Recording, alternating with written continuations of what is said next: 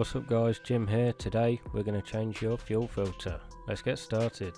It's a super easy job, you don't really need any tools. I'm going to be using this little lever here though just to help unclip it off the clips.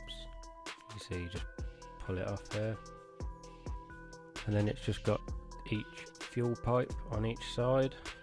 You can see here, this one's got blue button clips each side. Just squeeze them in, push the pipe forward and then pull it off. You will get a bit of fuel squirt out of it.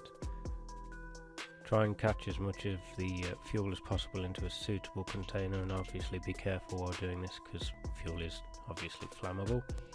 Now just make sure before you unclip the second fuel pipe that you have made a note of which way the fuel filter sits, and if there are any arrows on there to show you the flow, just pay attention to those. You can see this old one I've just took off hasn't actually got any arrow on it, but if we get the new one you can see that has got arrows on it, and it is also facing the same way as the other one did, which is always a great help. Now just push the fuel pipes back on and clip it back in. Make sure the fuel pipes are secure, and then start the vehicle and just double check for any leaks. Job done. Easy as that.